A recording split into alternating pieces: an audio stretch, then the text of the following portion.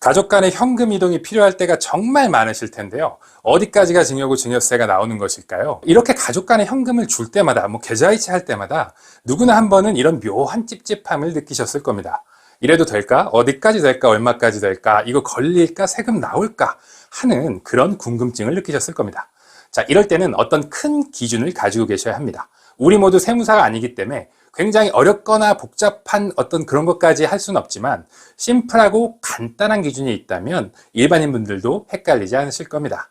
자, 이 영상에서는 세 가지 포인트를 알려드리도록 하겠습니다. 이 영상을 보시고 기준을 잡는 것만으로도 마음속에 짐, 그 뭔가 덜 닦은 듯한 그 심장이랑 명치 사이에 뭐가 있는 듯한 그런 찜찜함은 내려놓으실 수 있으실 겁니다. 이 세 가지 포인트는 무조건 외우셔야 합니다. 세금을 부당하게 안 내시면 안 됩니다. 다만 우리가 세금이 얼마나 나올 줄 모르고 어떤 행동을 하는 것은 막자, 그러진 말아야 할 것 같습니다. 자, 세 가지 포인트 바로 들어가도록 하겠습니다. 세 가지 법칙 중에 제1법칙입니다. 제1법칙, 증여의 개념을 명확히 하셔야 합니다. 왜 그럴까요? 나중에 어떤 걸 증여라고 명확하게 하고 나면 이거에 대한 예외나 변형들이 조금 케이스가 나오시더라도 절대 헷갈리실 수가 없으실 겁니다. 그렇기 때문에 가장 먼저 증여의 개념을 명확히 하시는 게 제1법칙인 겁니다. 자, 그럼 증여의 그 개념이 뭐냐? 법은 이렇게 얘기하고 있습니다. 대가 없이 주는 현금 또는 이익은 전부 증여이다 라고 규정하고 있습니다. 즉, 여러분이 어떤 돈을 주나 계좌이체를 하나 100원을 주더라도 증여라는 말입니다. 이게 법에 이렇게 나와 있다는 말이죠. 다만 법에서는 여기서 예외를 넣어서요. 몇 가지 가족 간에 돈을 줘도 대가 없이 줘도 증여가 아니다. 증여세를 부과하지 않겠다. 라고 하는 것들이 있습니다. 즉 예외를 외우셔야 되겠죠. 자, 어떤 게 증여세가 안 나오는 예외일까요? 법에 정하고 있는 예외 사항은 이렇습니다. 생활비, 용돈, 학자금, 의료비 이런 것들이 그런 겁니다. 자, 그러면 이렇게 되는 거죠. 부모님이 자녀에게 생활비를 줬다 또는 대학교 등록금을 줬다 이런 거는 대가 없이 주는 거지만 증여가 아니라는 말입니다. 자, 그럼 이렇게 해도 될까요? 오케이, 학자금 등록금이 500만 원인데 생활비랑 합쳐서 올해는 내가 너한테 5억을 줄게. 자, 이거 될까요? 안 될 것 같죠? 법에는 어떤 절대적 이런 생활비 등의 기준 금액이 없습니다. 다만 사회통념상 적합한 금액이라는 약간은 다소 모호한 규정으로 규정되어 있습니다. 그렇기 때문에 납세자랑 과세관청이랑 주로 다툼이 좀 발생을 하는 포인트인데요. 이 부분이 조금 보다 명확하다면 보다 덜 다투지 않을까 하는 아쉬움이 있습니다. 자, 그럼 생활비를 이렇게 주는 건 증여가 아니다라고 이 세무사가 말했으니까, 자, 또 그러면 제가 세무사로서 이렇게 말씀을 드리면 이런 이제 반대 의견을 많이 주시는데 어떤 게 있냐면, 자, 그러면 생활비를 선불로 예를 들어 5억을 줘도 되냐? 이거 안 됩니다. 안 되실 거고요. 또 주의 하나 하실 거는 이런 게 있습니다. 그 조부모가 손자에게, 부모님이 계신데도 손자에게 학자금이나 이런 생활비를 주는 경우가 있습니다. 자, 이것도 생활비랑 학자금이니까 증여가 아닐까요? 아닙니다. 이건 증여입니다. 왜냐하면 부모님이 계시다면 조부모님은 이 손자의 어떤 부양 의무가 발생하지 않기 때문에요. 조부모가 아무리 생활비나 학자금을 손주에게 준다, 이렇게 그 학자금 생활비 일지언정 이건 법에서 증여로 본다는 겁니다. 자, 세 가지 중에 첫 번째 요약해 보겠습니다. 자, 증여의 개념을 가장 먼저 명확히 해야 한다. 증여의 개념은 뭐냐? 대가 없이 주는 건 전부 증여다. 예외적으로 대가 없이 주긴 하지만 생활비, 학자금 등은 증여가 아닌 예외로 한다. 다만 사회 통념상 적합한 범위 내에 줘야 한다. 이게 제1법칙입니다. 자, 대가 없이 주는 것은 증여입니다. 예외 빼고요. 자, 다음 두 번째 법칙으로 같이 가보시도록 하겠습니다. 네, 제2법칙입니다.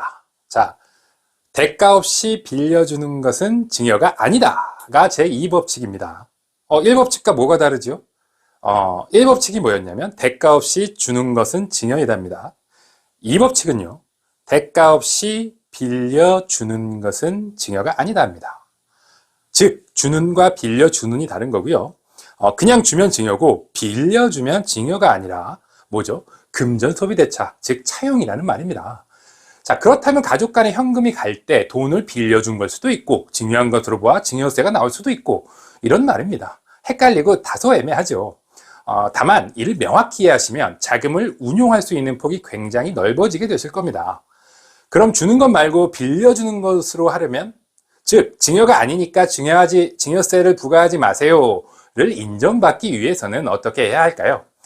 이 부분 내용 자체가 굉장히 길어서 따로 제가 영상을 제작해 둔 게 있는데요. 깊게 보시고 싶은 분들은 그 영상을 참고하시고요.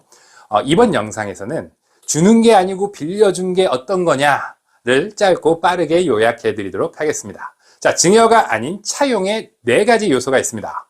자, 첫 번째, 금전소비대차 계약서가 있어야 한다. 이 계약서에는 확정일자나 공증 등 어떤 증명을 할 수 있는 날짜가 있어야 하고요. 두 번째, 이자 상환. 세 번째, 이자에 대한 원천 징수. 네 번째, 가장 중요한 원금 상환이 있습니다. 간혹가다 차용증 한 장만 딱 쓰시고 이게 증여가 아니고 차용입니다 하고 주장하시는 분들이 계시는데요. 자, 국세청은 3년, 5년까지 이 거래에 대해서 이렇게 주시를 하고 있습니다. 이자 원금을 어떻게 하고 있는지 가만히 살펴보다가요. 나중에 원금을 안 갚거나 다른 사람이 갚아주거나 이러면 바로 과세를 합니다. 자, 이렇게 되면 납세자분들께서 이렇게 말씀하십니다. 아유, 이 세무사 어떻게 그걸 세무공무원이 하나하나 일일이 다 보나, 이렇게 말씀하시는데요. 사람 세무공무원이 보지 않습니다. 요즘 저희 나라 국세청의 IT 기술이 워낙 좋아서요. 일종의 PCI 같은 그런 시스템에서 뭔가 안 맞는 게 있거나 관리해야 할 그런 자금 출처 같은 게 있다면 IT에서 기록을 하다 이상 상황에서 이걸 뱉어냅니다. 즉 사람이 아니라 IT가 보는 것이죠.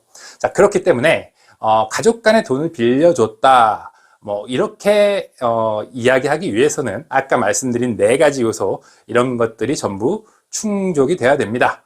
자, 어떤 거였죠? 계약서, 이자, 세금, 원금, 계이세원, 이 4가지가 충족되어야만 어떤 거다? 그렇죠. 증여가 아니라 차용을 인정받을 수 있다는 겁니다. 자, 이렇게 두 번째 법칙은 증여가 아닌 차용의 개념을 충족하기 위해서 어떻게 하냐까지 알아봤습니다. 자, 세 번째 법칙을 알아보도록 하겠습니다. 드디어 3가지 법칙 중에 제3법칙입니다. 제3법칙, 사공제를 활용하라입니다. 이게 뭐냐고요? 이런 겁니다. 제가 제1법칙에서 대가 없이 주는 현금 이익은 모두 증여입니다. 생활비 등 예외 빼고 라고 말씀을 드렸는데요. 그런데 이 가족 같은 경제 공동체들은 서로 재산 형성에도 서로 기여하고요. 서로 부양 의무도 있기 때문에 금전거래가 발생할 수밖에 없습니다. 그래서 저 제1법칙을 그대로 적용하는 것은 현실적으로 상당히 무리가 있다고 보는 것이죠. 그래서 증여세법에서는요, 곳곳에서 어떤 일정 범위까지는 그 공제라는 개념을 둡니다. 그 공제가 뭐죠? 빼준다는 말입니다. 즉, 이거 원칙은 증여인데 이거 빼줄게, 이게 공제입니다. 증여를 보지 않겠다라는 말입니다. 자, 그러면 만약에 이 공제까지 제3법칙까지 마스터를 하게 되시면 여러분께서는 자, 제1법칙에서 증여를 활용하실 수 있고요. 제2법칙에서는 차용을 활용하실 수 있고, 세 번째 법칙에서는 이 공제를 활용해서 자금 운용을 하실 수가 있을 겁니다. 그 폭이 굉장히 넓어지게 되시겠죠. 자, 이런 공제는 총 4가지가 있습니다. 자, 첫 번째, 10. 자, 돈을 증여할 때 해주는 공제가 있습니다. 두 번째, 20. 20에는 돈을 빌려줄 때 해주는 공제가 있습니다. 세 번째 공제는 담보를 제공할 때 해주는 공제가 세 번째 공제이고요. 네 번째 공제는 자녀가 창업을 할 때 공제해주는, 5억까지 공제해주는 이런 게 규정되어 있습니다. 자, 참 많죠? 방금 말씀드린 이 4가지 공제가요, 법을 위반하거나 탈세하는 그런 방법일까요? 아닙니다. 법에 규정이 되어 있고요. 증여세법령, 조특법, 이런 곳에 규정되어 있는 공제입니다. 다만, 곳곳에 숨어 있기 때문에 또 그 요건이랑 이런 것들이 좀 복잡하기 때문에 잘 모르시는 것 뿐입니다. 자, 사공제 기억하시고요. 이 사공제에 대해서는요, 제가 끊어서 2부에서는 이 사공제를 하나하나 낱낱이 파헤쳐서 여러분들이 모두 이해하실 수 있도록 영상을 2부에서 제작해 드리도록 하겠습니다. 자, 이번 영상에서는 간단히 말씀을 드리도록 하겠습니다. 자, 첫 번째 공제, 증여 공제입니다. 돈을 줄 때 할 수 있는 공제가 있습니다. 이걸 우리가 증여 재산가액 공제라고 하는데요. 부부 간에는 6억, 또 부모와 자녀 간에는 5천만 원 또는 미성년 자녀까지는 2천만 원까지는 그냥 줘도 증여로 보지 않을게, 공제해 줄게, 이런 것들이 있습니다. 자, 두 번째, 빌려줄 때, 돈을 빌려줄 때 어떤 문제가 있죠? 맞습니다. 이자 문제가 있습니다. 이 이자 문제의 경우도요, 너무 싸게 빌려주면 증여인데 너희는 가족 간이니까 일정 부분은 우리가 과세하지 않을게, 어느 정도 저리로 빌려줘도 과세하지 않을게, 이게 두 번째 돈을 빌려줄 때 해주는 공제고요. 자, 세 번째는 담보공제입니다. 이런 거죠. 부모님의 부동산을 담보로 해서 자녀가 금융기관에 저리로 대출을 받을 수가 있겠죠. 아니면 자녀가 원래대로 신용으로 했으면 못 받는 대출을 부모의 이런 부동산을 담보로 줘서 돈을 융통할 수 있게 해주는 것. 이 부분에서도요, 일정 부분까지는 오케이, 인정해 줄게. 그러나 넘어가면 이건 증여야 라고 하는데요. 이 일정 부분까지가 공제라는 겁니다. 자, 네 번째 공제. 네 번째 공제는 어떤 것이 있을까요? 자, 네 번째는 제가 창업공제라고 했는데요. 만약에 자녀가 요건을 갖춘 어떤 창업을 하게 되면요, 우리 세법에서는 일정 금액 5억까지는 세금을 부과하지 않고요, 추가 30억까지도 10%의 더 낮은 세율로 과세를 하고 있습니다. 자, 이렇게 네 가지 공제를 여러분께서 활용하실 수 있다면 앞에서 봤던 우리가 첫 번째 증여의 법칙을 배웠죠. 두 번째는 차용의 법칙을 배웠습니다. 자, 세 번째는 공제에 대해서 이해를 하게 되시면 여러분께서 아마 내가 자녀에게 증여로 얼마를 주고 차용은 이 정도 줄고 담보로 해서 이 정도 융통을 해주고 또 어떤 부분에서는 이렇게 융통을 해줘야지, 이런 것들에 대해서 어떤 가이드라인이 스스로 잡히실 겁니다. 자, 그렇게 되시면 제가 앞서 말씀드린 것처럼 그 찝찝한 가슴과 명치, 심장 사이에 뭐가 걸려있는 듯한 그런 찝찝한 기분은 아마 느끼시지 않으실 거라 제가 확신을 합니다.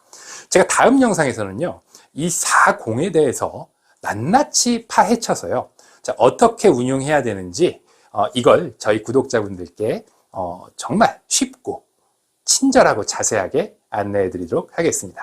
자, 영상 여기까지 봐주시느라 정말 감사하고요. 다음에는 더 좋은 영상으로 찾아뵙도록 하겠습니다. 고맙습니다.